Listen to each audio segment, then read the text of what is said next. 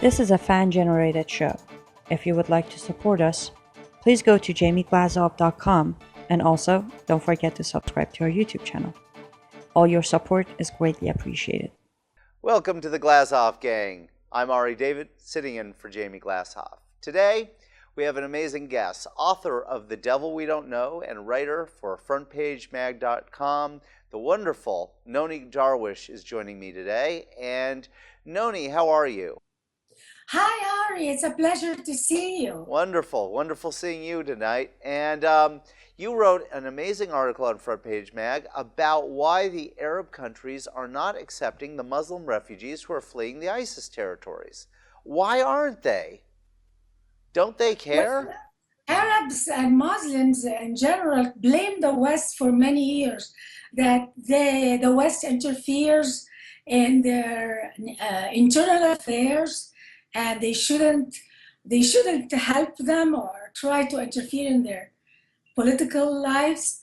But what's curious is Muslim countries know that when they make mistakes and they do jihad, and the consequences of jihad is terrorism and misery for everybody, and the refugee problem now is the crown result of the jihad that I grew up with, Ari. I grew up with Arab politics only talking about jihad. And now we have generations of Arabs who are doing just that. And they don't even have the wish to help their own people. These are Muslims fleeing Arab land, not to go to the rich Arab countries, Saudi Arabia, Gulf, Bahrain, Kuwait, the Emirates. All these countries have a lot of land. They have a lot of money. They could build a city, a tent city for all of these people. Why aren't they doing that? Why isn't our media demanding that Arab countries take care of their own before they ask the West to do it for them? We keep fixing and taking care of their mistakes over and over again. And that's why they don't care to take care of, to avoid their consequences. And they don't even care to correct their behavior. Is there a chance that these so-called refugees are not so much refugees, but actually conquering forces that are sent into Western nations to create mayhem and stir up trouble, rather than the pathetic, needy refugees that we're told that they are? And that's the reason that these, besides the fact that the Gulf states don't care about these people, but is that the reason they're so, shall we say, likely to go to the Western world and to Europe rather than stay somewhere else in the Middle East that's, say, less turbulent? Well, obviously, I was living in the Middle East, and I would rather come and live in the West than the Middle East. But if the whole Middle East, the citizens, don't want to live under Sharia, don't want to live under Islam, why are they coming here and then demanding Sharia, demanding Islam? And we're extending a lifeline to Islam. Islam is dying in the Middle East. It cannot sustain itself. It's now being exposed as a failure. It's a failed religion. It's a failed political system. And instead of letting them solve it for themselves, we keep rescuing them. And the more we rescue them, the more they still insist on practicing this archaic ideology and legal system that's making everybody want to escape. And I'm not saying all the refugees are gonna, be terrorists. Of course not. But if 10% of those refugees are loyal to ISIS, we're in big trouble in the West. We're going to hurt our own freedom and democracy. It's time for us to tell the Arab, especially the oil-rich Arab countries, take care of your own first before you come to us and send us the people that you don't care even to help. Frankly, it's embarrassing that the West is doing that. So, Nonie, based on this situation, who do you blame for causing this? Was it one, the other, or both of Obama's precipitous pullout from Iraq that caused Iraq to destabilize?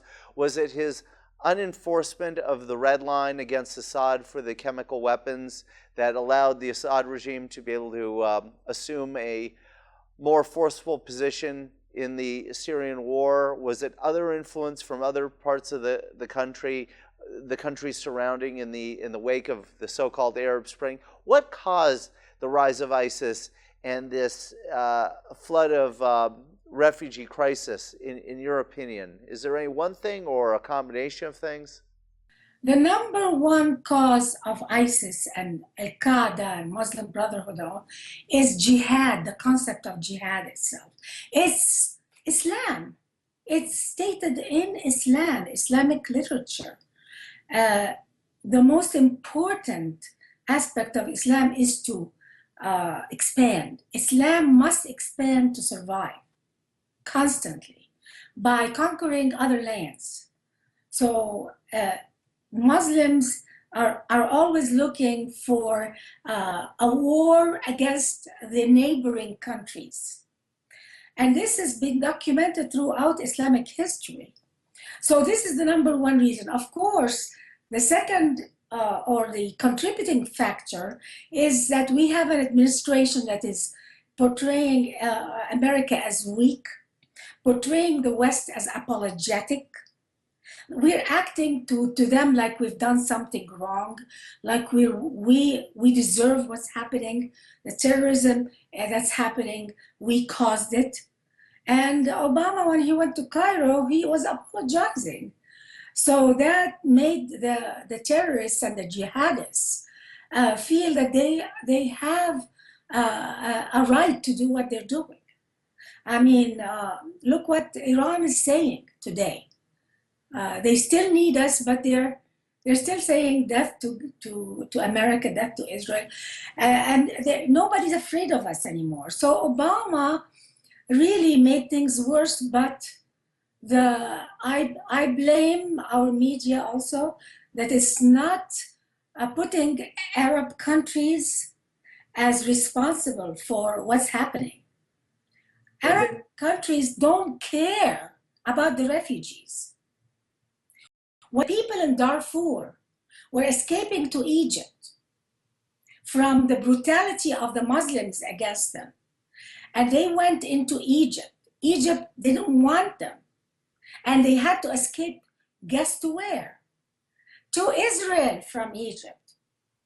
Who rescued them? Israel.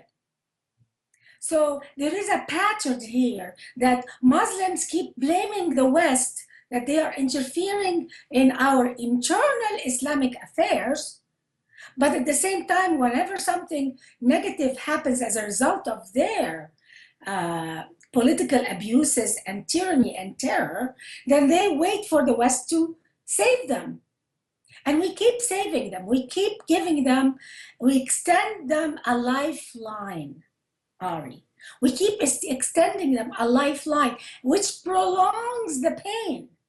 It prolongs the jihad culture.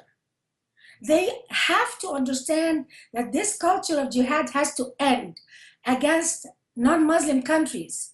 And that means the West, Israel, and any country that's not Muslim.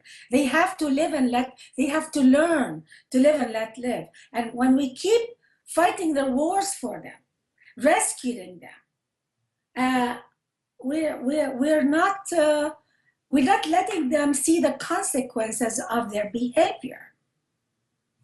Yes. Well, Nonie Darwish, author of The Devil We Don't Know, writer for FrontPageMag.com, thank you so much for joining. Thank you, Ari. And for those of you who are seeing this, our great audience, please support the Glazov gang by going to JamieGlazov.com and helping us with our fundraising effort, our crowdfunding effort. And also make sure you go to YouTube.com and subscribe to the Glazov gang, which is our YouTube channel. In for Jamie Glazov tonight, is me, Ari David. Thank you so much for joining us. We'll see you next time.